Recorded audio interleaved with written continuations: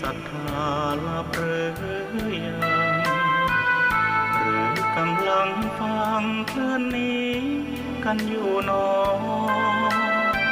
ขอจงตั้งใจฟังให้เพียงพอฟังด้วยหัวใจจดจ่ออย่าท้อและถอยเลยคืนไหนถ้ามีเวลาว่างจดหมายมาบ้างอย่าทำเงียบเฉยหรือโทรศัพท์เข้ามาติชมเชยถามปัญหาเถิดเอ่ยจะเฉลยให้สุนทรฝากทำนี้มาช่วยย้ำเตือนอย่าลืมอย่าเลือนน้ำคำที่คำสอนสังคมวุ่นวายสุดแสนอาวรณ์วันกลัวโลกจะรุ่มร้อนวันคำจะลับลอย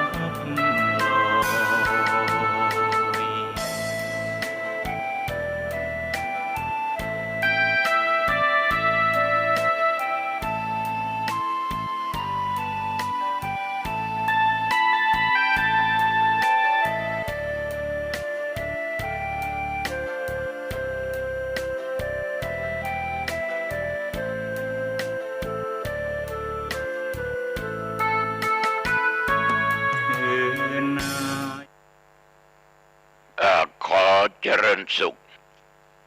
ศรัทธาสาธุชนญาติโยมท่านผู้ฟังทั้งหลายทุกท่านทุกคนวันนี้รายการธรรมะก่อนนอนร่วมกับทางสถานีวิทยุศูนย์การเผยแผ่ธรรมคลื่น 104.50 วัดฝายหินอำเภอเมืองจังหวัดเชียงใหม่วันนี้ก็ตรงกับวันอังคารทุกวันอังคารนะโยมนะอาตมาภาพตุเจ้าวัดหนองตองหางดงจังหวัดเชียงใหม่ก็จะได้นำรายการธรรมะก่อนนอนมาพบกับญาติโยมตั้งแต่เวลาเดี๋ยวนี้เป็นต้นไปท่านทั้งหลายระยะนี้อากาศร้อนอบอ้าวไม่ว่าโยมจะไปที่ไหนทิศใดก็ตามก็จะได้ยินท่านทั้งหลายบ่นกันพูดกันคุยกันว่าร้อนร้อนร้อนจนบางคนนั้นหนีร้อนจากที่บ้านในตัวเมืองไปเที่ยวสถานที่ที่คิดว่าจะมีอากาศเย็นกว่าอุณหภูมิต่ำกว่าเช่นบนดอยอินทนนท์เหล่านี้เป็นต้นก็มีลูกศิษย์ลูกหาที่ขึ้นไปพักบนดอยอินทนนท์ได้เล่าให้ฟังว่าตัวเมืองเชียงใหม่นั้นอุณหภูมิบางวัน40 ถึง 42แต่เมื่อขึ้นไปพักบนดอยอินทนนท์แล้วอุณหภูมินั้นพอดีคลายร้อนไปได้เยอะความร้อนนี่ญาติโยมมันก็เป็นเรื่องของธรรมชาติที่เราจะต้องเจออยู่ตลอดในชีวิตตั้งแต่เกิดจากท้องแม่ออกมาไม่ว่าโยมและอาตมาภาพก็จะต้องเจออากาศร้อนๆ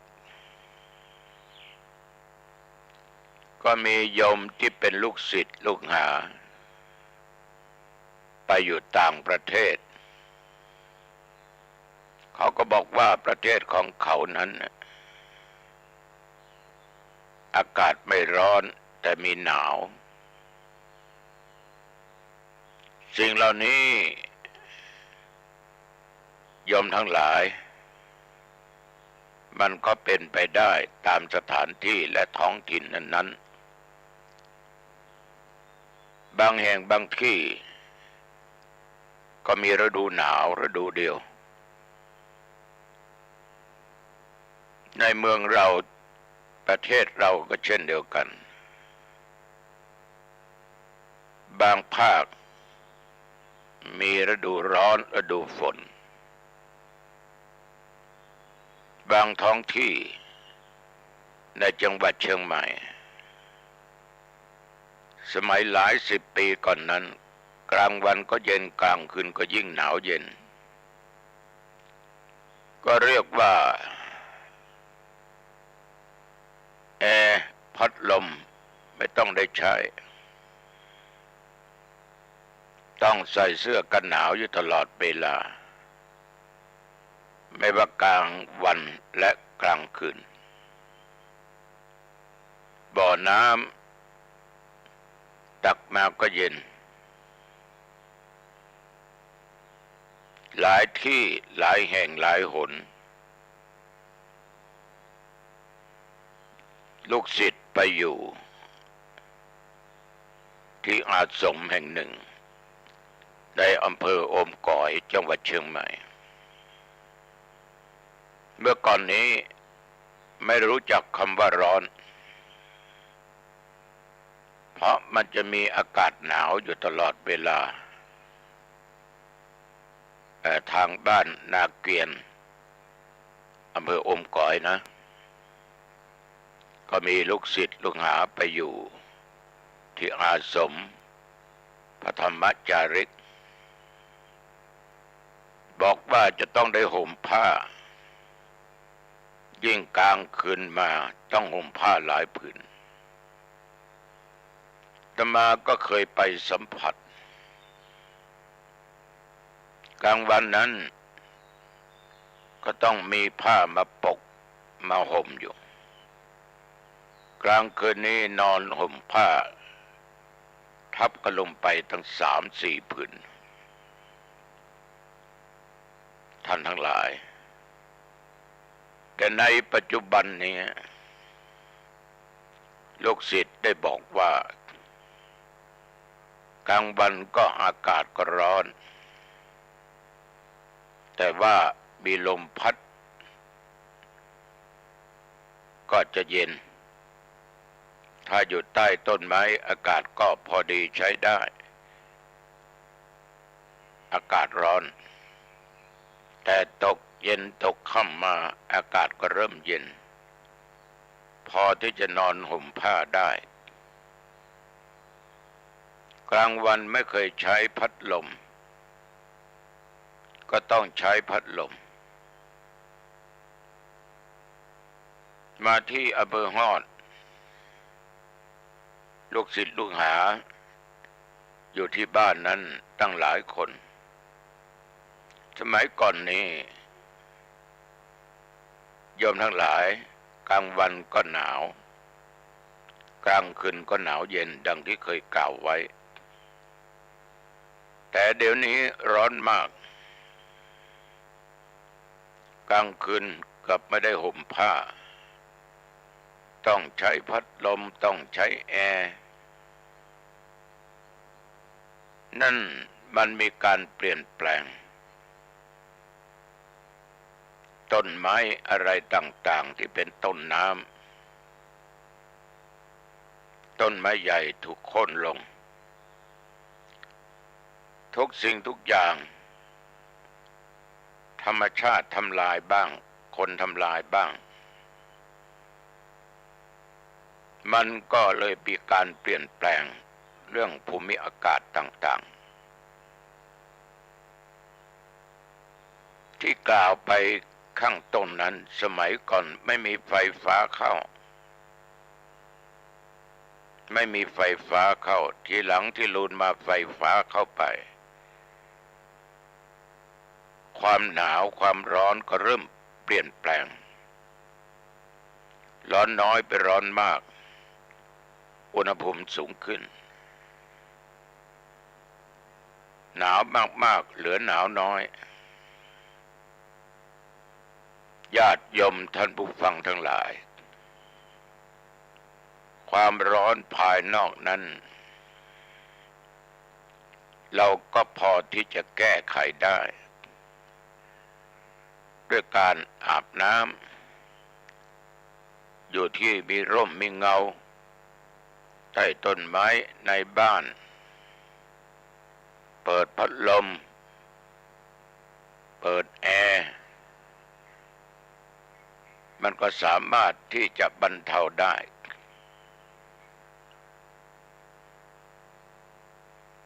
ไปงานกิจนิมนต์ต่างๆบางวัดบางบ้านเมื่ออยู่กันภายในครอบครัว4-5 คนพัดลมก็เย็นแอร์ก็เย็นแต่ถ้าอยู่มากคนขึ้นอากาศก็เปลี่ยนแปลงเพราะกลิ่นอายของคนญาติโยมทั้งหลายมันจะมีการเปลี่ยนแปลงยิ่งแออัดยัดเยียดอยู่ด้วยกันหมู่มากก็ยิ่งจะมีการเปลี่ยนแปลงบางครั้งเรารับกิจนิมนต์ไปเจริญพุทธมนต์ก็ดีไปสวดก็ดีอะไรก็ตามเปิดพัดลมกันเปิดแอร์กันก็เพียงแต่คลายร้อนได้ไม่มากยังอบอ้าวเพราะกลิ่นเหงื่อใครของคนและไปอยู่ด้วยกันมันมากธาตุสี่นั้นน่ะอาตมาเองคิดนะผมเองคิดว่าธาตุไฟมีทุกคนธาตุดินมีทุกท่านธาตุน้ำธาตุลมมีแต่ธาตุไฟนี่มันร้อนเมื่อไปรวมกันมากเข้าความอบอุ่นเกิดขึ้นเมื่ออยู่ใกล้ชิดกันมันก็ทำให้อบอ้าวได้ฉะนั้นความร้อนเหล่านี้บางครั้งมันก็แก้ไขได้โดยการที่กล่าวไว้เมื่อกี้นี้แต่ร้อนกายนั้นยังไม่ค่อยสำคัญสักเท่าไหร่เราแก้ไขได้ขอฝากอย่าให้ร้อนภายในคือร้อนใจสิ่งที่ทำให้คนเราร้อนในจิตในใจนั้นมันมีประตูผ่านเข้ามา1ทางตาเห็นรูป2ทางหูได้ยินเสียง3ทางจมูกได้กลิ่น4ทางลิ้นได้ลิ้มรส5ทางกายได้สัมผัส6ทางใจได้รับอารมณ์ต่างๆตาหูจมูกลิ้นกายใจนี่ถึงโยมจะอยู่ในห้องแอร์แต่ถ้าตาเห็นไม่พอใจก็ไม่ประสบอารมณ์เกิดอาการหงุดหงิดตาก็ไม่ชอบอยู่แล้วแต่หูดันได้ฟังเสียงที่ไม่ชอบโอ้อารมณ์ที่ได้รับมันไม่ชอบก็ตึงเครียดขึ้นมาทีนี้ญาติโยมจมูกได้กลิ่นที่ไม่ชอบ กลิ่นเหม็นมันก็ยิ่งเพิ่มความร้อนเข้าไปอีกลิ้นริมรสอาหารก็ดีอะไรก็ตามที่ไม่ชอบเป็นอารมณ์ที่ร้อนยิ่งกายได้สัมผัสของที่ตัวเองไม่ชอบไปนั่งที่แข็งๆบ้างนั่งที่นุ่มๆนวลๆบ้างหรือไปถูกต้องในสิ่งนั้นสิ่งนี้ไม่ชอบมันก็ส่งไปเป็นอารมณ์ที่กระทบทั้ง4-5ประตูนี้เกิดธรรมารมณ์ขึ้นญาติโยมท่านทั้งหลายยกตัวอย่างเช่นเราทั้งหลายนั้นไปในงานต่างๆเราอาจจะได้เห็นจะได้ฟังจะได้กลิ่นจะได้ลิ้มรสจะได้สัมผัสอะไรก็ตามโยมบางท่านนั่งฟังเทศนะไม่ต้องเอาใกล้หรอกเอาไกลๆนี่แหละไม่ต้องเอาไกลเอาใกล้ว่าผิดไปร้อนหูอีกแล้วเกิดอารมณ์ไม่ชอบขึ้นพอผ่านมาทางตาทางหูเขาจะฟังทำไมมานั่งคุยกันตรงนี้อยากจะคุยกันก็เชิญออกไปข้างนอกไอ้คนที่มันนั่งคุยได้ยินเสียงมากระทบก็กูจะพูดเสียอย่างใครจะทำไหมมึงจะฟังมึงก็ฟังไปกูจะคุยก็เป็นเรื่องของกูเดี๋ยวมึงเดี๋ยวกูเดี๋ยวกูเดี๋ยวมึงเดี๋ยวเกิดเรื่องอารมณ์ที่รับมามันรุนแรงไฟแห่งตัวกิเลสมันก็เผาผลาญให้ลุกถ้ายิ่งไม่มีสติเข้าควบคุมไม่มีปัญญาก็ไม่สามารถจะแก้ไขสิ่งเหล่านี้ได้แต่ต้องขอชมนะญาติโยมบางคนนี่นิ่งใครจะว่ายังไงใครจะพูดยังไงก็ช่างมันนิ่งไม่แสดงอาการแห่งความร้อนขึ้นมาเมื่อสงกรานต์นี่คณะสงฆ์ในวันที่20นั้นทุกอำเภอไปทำสามีจิกรรมกันก็คือการขอสุมาคารวะปีใหม่เมืองเหนือเจ้าคณะพระสังฆาธิการก็ไปพร้อมกันที่บนพระวิหารหลวงวัดพระสิงห์วรมหาวิหารคนจะเป็นร้อยก็นั่งคุยกันเสียงอื้ออึงทั้งเสียงพระเสียงเครื่องหัตถ์เสียงคนเดินจิปาถะเสียงหัวเราะเสียงดังแต่มาหลังจากกราบพระเสร็จก็มานั่งเก้าอี้ตรงหน้าที่มีป้ายชื่อไว้ว่าพระครูอาทรวิสุทธิคุณจออหางดงแต่มาก็นั่งใกล้กับท่านเจ้าคุณภาวนาวัดตะโพธารามและท่านเจ้าคณะอำเภอดอยหล่ออำเภอสำนักตองบังเอิญญาติโยมก็เห็นคนต่างชาติคือฝรั่งนั่งขัดสมาธินั่งตัวตรงนั่งเจริญสมาธิภาวนานิ่งไม่หวั่นไหวต่อเสียงต่อกระแสต่ออารมณ์ต่างๆอาตมาก็มองดูว่า เออเขานั้นมีสติดีมากมีสมาธิและคงมีปัญญาคือไม่สนสิ่งเหล่านี้ถามท่านเจ้าคุณภาวนาว่านี่เป็นลูกศิษย์เลยเจ้าคุณก็บอกว่าครั้งแรกผมนึกว่าศิษย์ที่เคยปฏิบัติแต่มันไม่ใช่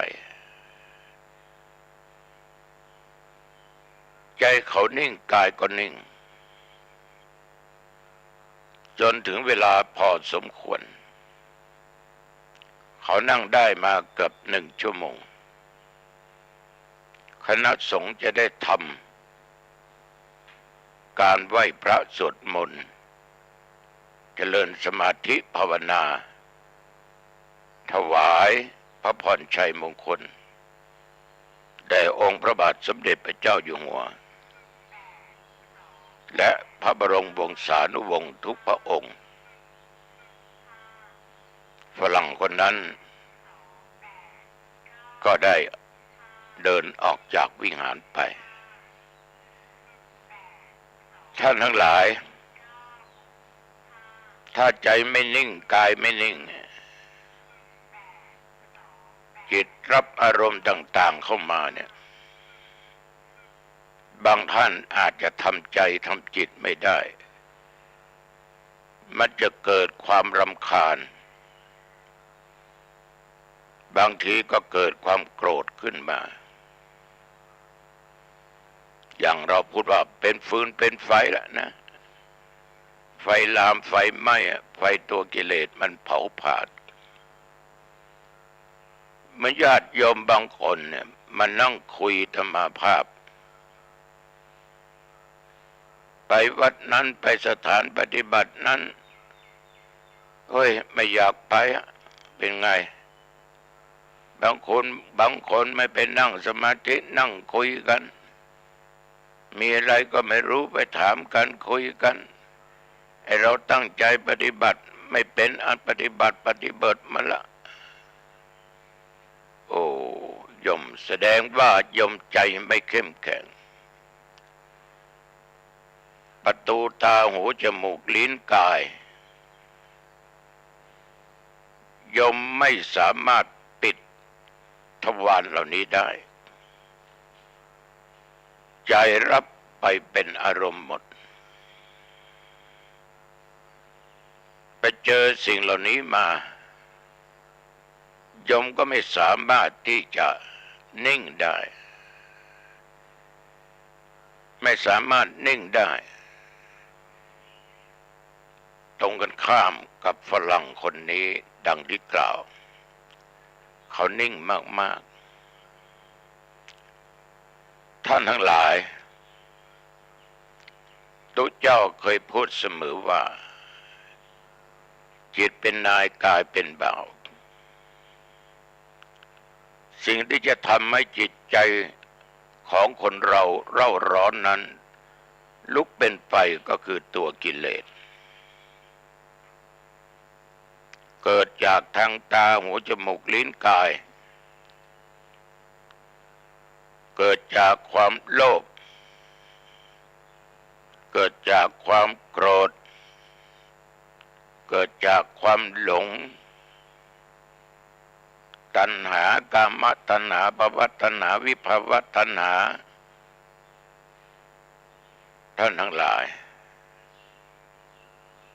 ตัวกิเลสเป็นตัวร้อนเราลองสังเกตคนที่มีความโลภมากมีความอยากได้อยากเป็นลองดูเวลานี้จะมีการเลือกตั้งสมาชิกสภาผู้แทนราษฎรเมื่อเลือกเข้าไปได้เป็นรัฐมนตรีเป็นนายกยมลองสังเกตดูความเร่าร้อนความอยากเนี่ยมันเอากันทุกวันแหละ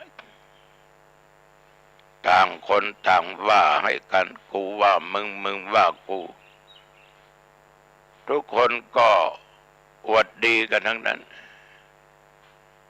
แต่ว่าดีนั้นน่ะมันจะขมมันจะยังไงก็ไม่รู้นะเป็นทุกข์เพราะความอยากจะได้อยากจะเป็นจึงยอมทุ่มเททั้งทางกายทั้งทางวาจาทั้งทางด้านจิตใจในจิตในใจคิดอย่างเดียวว่ากูต้องชนะกูต้องได้กูไม่ได้ไม่ได้กูต้องได้มึงจะไม่ได้ไม่ได้ไอ้ตัวความอยากคือตัวกิเลสนี่ก็ทำให้เกิดความร้อนขึ้นก็เรียกว่าพูดเสียดกันไปเสียดกันมากูว่ามึงมึงว่ากูต่างคนก็ต่างอวดสรรพคุณของตัวเองความสามารถของตัวเองนี่ยกตัวอย่างญาติโยมท่านผู้ฟังทั้งหลายความอยากเนี่ยเป็นตัวกิเลสที่เผาผลาญด้านจิตใจนั้นให้เร่าร้อนมันร้อนยิ่งกว่าอากาศปัจจุบันนี้อีกฉะนั้นบุคคลที่จะต้องดับได้คืออย่างน้อยต้องมีสติต้องมีสติต้องมีปัญญาแก้ไขดับสิ่งเหล่านี้ให้มันลดมันถอยลงความโลภมีให้มันเบาบางให้มันจางมันหายความโกรธมี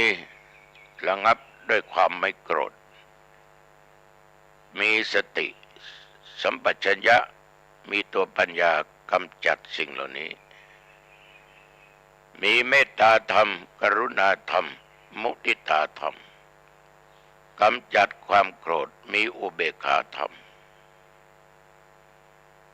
โมหะความหลง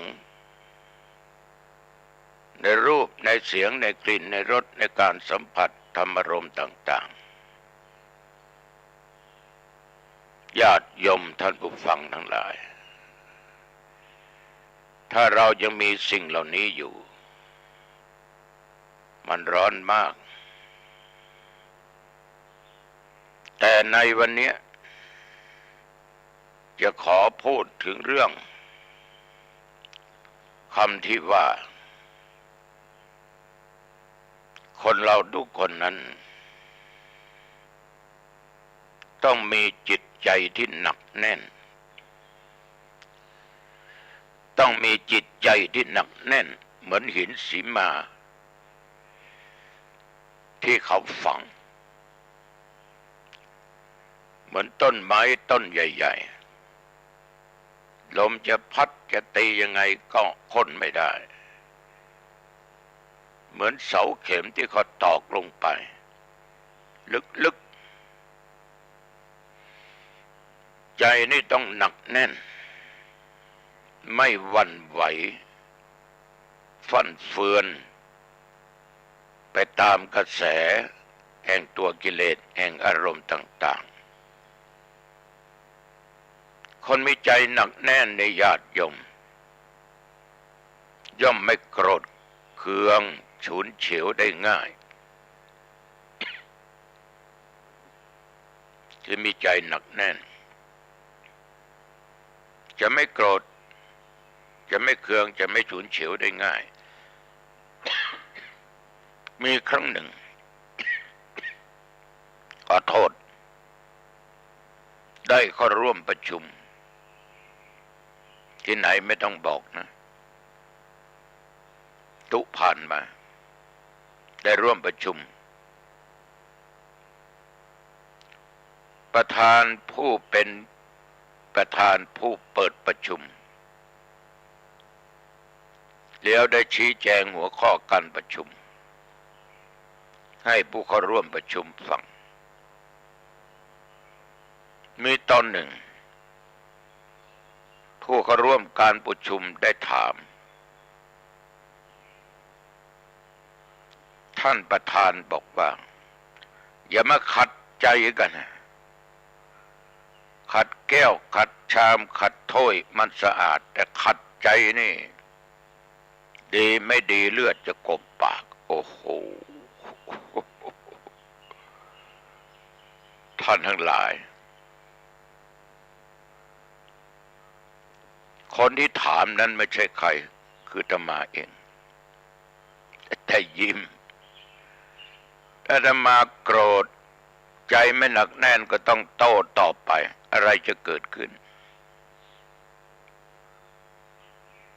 อาตมาก็ยิ้มกลัวปากติดเลือดกลบปากเรายิ้มได้ไปสักพักหนึ่งสติท่านคงมาท่านก็บอกว่าขออภัยนะครับเมื่อกี้เนี้ยพังเผลอไปแต่มาก็นิ่งแล้วก็ยิ้มอย่างเดียวบรรยากาศการประชุมก็ราบรื่นไปด้วยดีจนปิดการประชุมตัวของท่านนั้นเมื่อเลิกการประชุมแล้วอาตมาก็จะกลับท่านก็เรียกไปหาขอโทษนะเมื่อกี้นี่ขาดสติไปไม่เป็นไรครับหลวงพ่อไม่เป็นไรครับญาติโยมดีที่ฟิลของท่านนั้นยังไม่ขาดสะบั้นนะนั่นคืออารมณ์ที่มันร้อนที่ผ่านเข้าโสตะคือหูได้ฟังคำที่ถามเกิดความไม่พึงพอใจ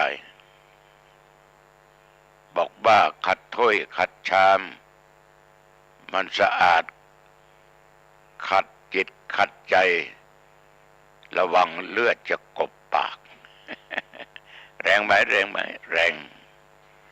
แต่เราใจหนักแน่นแหละเราเป็นพระนักเผยแผ่นักปฏิบัติมาเราก็นึกถึงพระพุทธเจ้านึกถึงครูบาอาจารย์ใจหนักแน่นในญาติโยมแม้แต่เป็นสามีภรรยาอยู่ด้วยกันที่บ้านเรามีลูกใช่ไหมถ้าพ่อถ้าแม่ถ้าลูกอยู่ด้วยกัน3-4-5 คนใจไม่หนักแน่นอยู่ไม่มีความสุขเขาพูดว่าลิ้นกับฟัน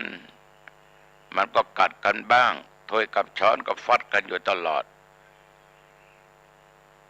มันต้องใจหนักแน่นอารมณ์ไม่ฉุนเฉียวไม่โกรธต้องมีสติและตัวปัญญาควบคุมนี่ครอบครัวโยมเป็นไงบ้างวันนี้เถียงกันไหมมีอะไรบ้างภายในครอบครัวด่าลูกไหมว่าให้เมียไหมว่าให้ผัวไหมสำรวจดูหน่อยนะถ้าไม่มีขออนุโมทนาขอบใจถ้ามีก็แก้ไขเสียความโกรธนิยมมันไม่ทำให้อะไรดีขึ้นมีแต่ความเสื่อมความเสียมีแต่ความหายนะที่จะเกิดขึ้นยิ่งเราเป็นผู้ใหญ่เนี่ยบางครั้งผู้น้อยถามอะไรพูดอะไรมานั่นผู้ใหญ่บางคนนี่ใช้อารมณ์ไม่ต้องมาถามผมไม่ต้องมาสูสีกับผมจะทำยังไงก็เรื่องของผมถ้าพูดอย่างนี้ผิดนะท่านผู้ใหญ่ทั้งหลายเราต้อง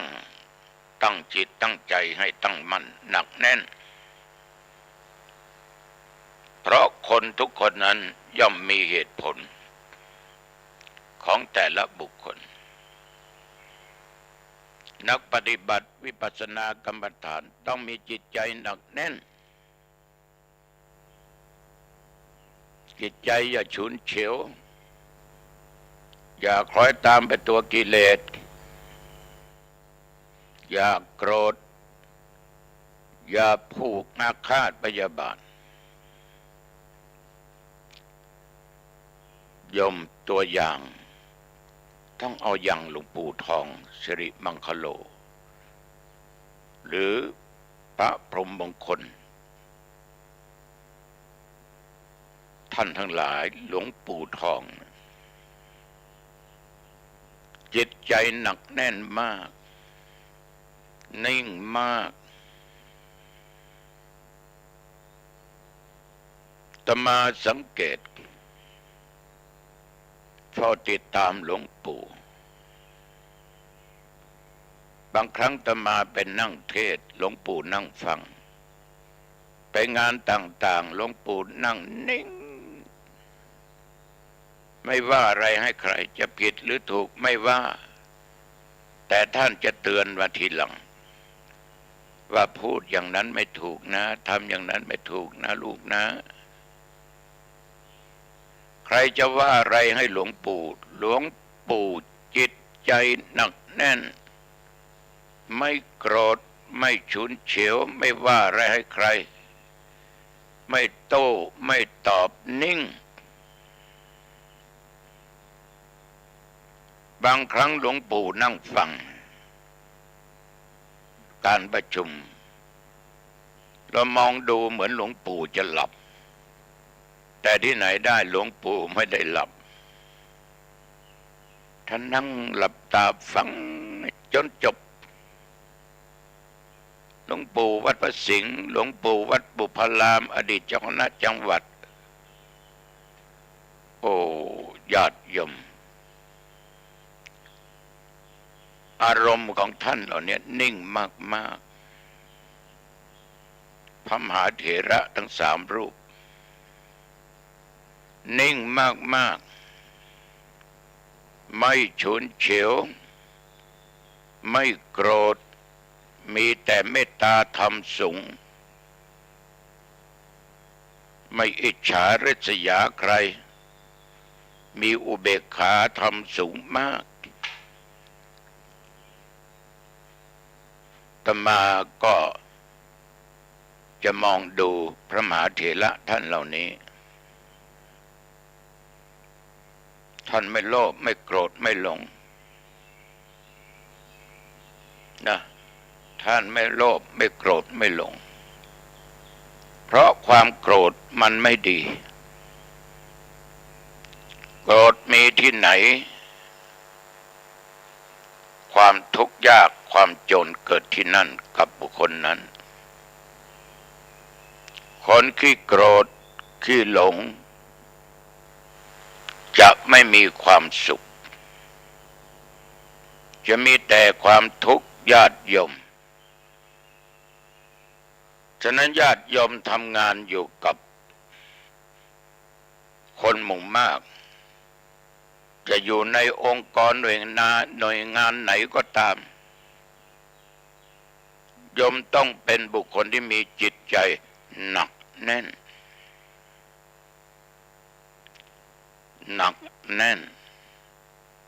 ถ้าโยมจิตใจไม่หนักแน่นหวั่นไหวไปตามกระแสตามอารมณ์ต่างๆเดี๋ยวเราก็พังนะ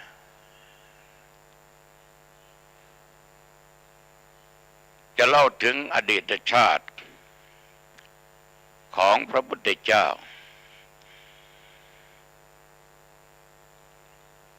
ความที่ทำให้ท่านไม่โกรธนั้นมีข้อที่สำคัญคือต้องปลุกศรัทธาซึ่งแปลว่าความเชื่อภาษาทะคือความเลื่อมใส มีภิกษุรูปหนึ่งเข้าไปในกรุงสาวัตถีถามภิกษุสามเณรว่าในเมืองกรุงสาวัตถีนี้ใครเป็นผู้อุปการะภิกษุรูปนี้ถามภิกษุสามเณรภิกษุสามเณรทั้งหลายได้ฟังนั้นก็ตอบว่าท่านอนาถเบดิกัสสะเศรษฐีกับนางวิสาขาได้เป็นผู้อุปการะภิกษุทั้งหลายเหมือนกับบิดามารดาด้วยดีตลอดมาพอตื่นเช้าขึ้นมาญาติโยมภิกษุผู้อคันตุกะนั้นท่านก็เข้าไปบิณฑบาตที่ประตูหน้าบ้านของท่านอนาถเบดิกะเศรษฐีและบ้านนางวิสาขาอุบาสิกาไปในเวลาเช้าตรู่ซึ่งยังไม่มีภิกษุรูปใดไปบิณฑบาตภิกษุรูปนั้นก็ไปรับบิณฑบาตจากเรือนของท่านทั้งสองนั้นจึงเที่ยวไปบิณฑบาตในที่อื่นๆแล้วก็ย้อนกลับมาบ้านของท่านทั้งสองนั้นอีกก็เรียกว่าบิณฑบาตจากบ้านของท่านเศรษฐีของนางวิสาขาแล้วก็เดินไปข้างหน้ารับบิณฑบาตแล้วก็ย้อนกลับมาอีกแต่กลับมาในเวลาเขาเลี้ยงข้าวยาคูกันเสร็จแล้วก็จึงกลับไปเที่ยวบิณฑบาตในที่อื่นๆแล้วก็ย้อนกลับมาก็พอดีกับเวลาที่เขาเลี้ยงอาหารเสร็จภิกษุนั้นจึงกลับไปสู่พระวิหารแล้วก็ไปเที่ยวพูดดูหมิ่นตระกูลทั้งสองนั้นว่าไม่จริงหรอกที่ท่านทั้งหลายว่าสองคนเป็นผู้มีศรัทธาอุปการะแก่ภิกษุสามเณรไม่จริงทั้งท่านอนาถและอุบาสิกานั้นไม่มีความเลื่อมใสศรัทธาสมกับวาจาของภิกษุ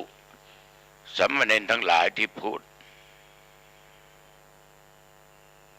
ท่านทั้งหลายญาติโยมทั้งหลาย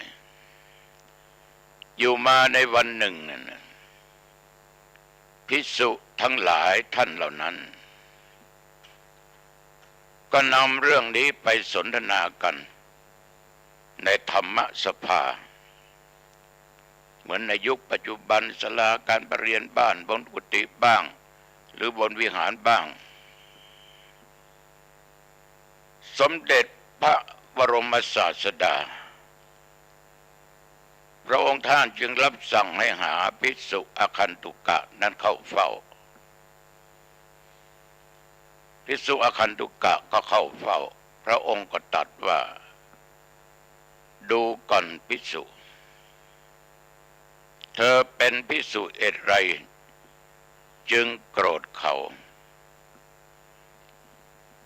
แต่ฤาษีในปางก่อนนั้น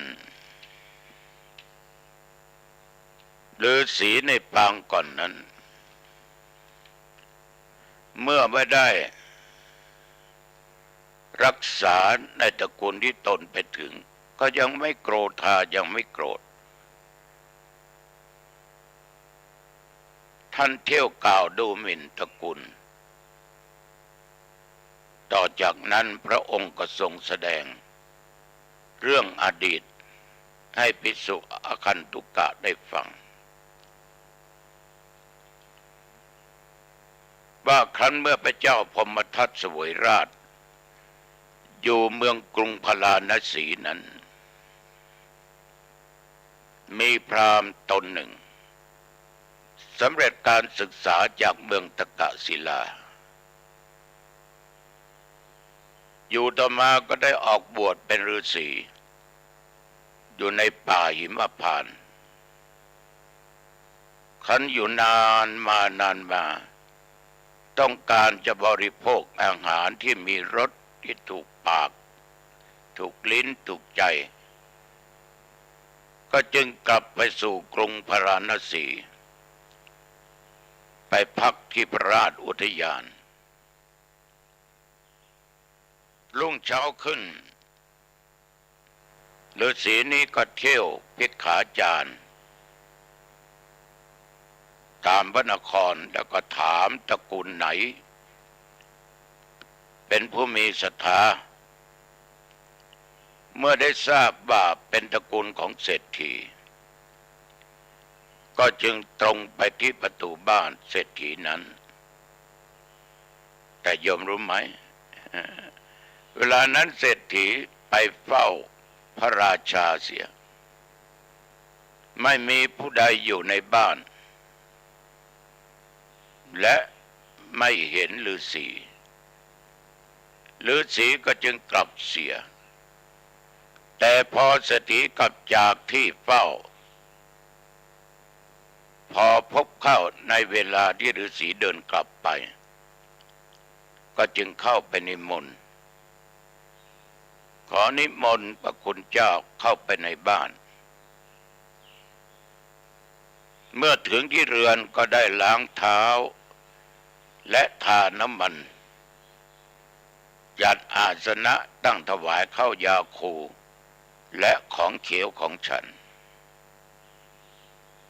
ท่านทั้งหลายเมื่อเศรษฐีฉันเสร็จแล้วจึงกล่าวว่าไม่ว่ายาจกหรือสมณพราหมณ์ที่ประพฤติธรรมเหมือนเมื่อมาถึงประตูบ้านของข้าพเจ้าแล้วที่จะไม่รับการสักการะและความนับถือเป็นอันไม่มีแต่วันนี้ท่านเกือบไม่ได้นั่งและฉันเพราะเหตุว่าคนในบ้านของข้าพเจ้าไม่แลเห็นตัวท่านจัดว่าเป็นความผิดของข้าพเจ้าอย่างร้ายแรงขอท่านจงยกโทษด้วยเถิดฤาษีก็ตอบว่าอาตมาภาพไม่ได้โกรธเคืองอะไรโยมหรอกแม้ความไม่ชอบใจสิ่งใดๆก็ไม่มีเลยความจริงนะอาตมายังนึกอยู่ว่าตระกูลนี้จะเป็นตระกูลของยาจกแน่ท่านเศรษฐีจึงตอบว่าที่นั่งน้ำล้างเท้าน้ำมันทาเท้าที่ข้าพเจ้าให้อยู่เป็นนิจนี้เป็นของมีแต่ปู่ย่าตายายข้าพเจ้าทั้งหลายได้ตั้งใจบำรุงสมณพราหมณ์ผู้มีธรรมเหมือนกับบำรุงญาติที่สูงสุดอันเป็นธรรมเนียมของพวกข้าพเจ้าฝ่ายฤาษีนั้นยมก็ได้อยู่แสดงธรรมแก่เศรษฐี2-3 วันแล้วก็ลากลับไปสู่ป่าหิมพานต์ทำฌานสมาบัติฤาษีตายแล้วก็ได้ไปเกิดบนพรหมโลกมาชาติสุดท้ายได้มาเกิดเป็นพระอานนท์ท่านเศรษฐีนั่นนะชาติสุดท้ายมาเกิดเป็นอานนท์ส่วนฤาษีได้มาเกิดเป็นพระพุทธเจ้านี่ก็เป็นเรื่องราวที่เล่าสู่ตามที่ได้อ่านได้พบให้ญาติโยมนำไปคิดว่าผู้มีจิตใจหนักแน่นนั้นไม่หวั่นไหวนั้นเหมือนท่านเศรษฐีเหมือนพระฤาษีองค์นี้ก็คือพุทธเจ้าของพวกเราความไม่โกรธไม่เคืองไม่ฉุนเฉียวได้ง่ายนั้นนับว่าเป็นสิ่งอันประเสริฐที่สุด สิ่งเหล่านี้จึงขอฝากให้ญาติโยมลองนำไปคิดพิจารณาดูดีๆว่าการใช้ชีวิตอยู่ร่วมกันทุกวันเนี่ยให้ระวังความโกรธระวังความอาฆาตพยาบาทมาดร้ายกันมันจะยิ่งทำให้คุณโยมให้เรามีความทุกข์ไปตลอดนะ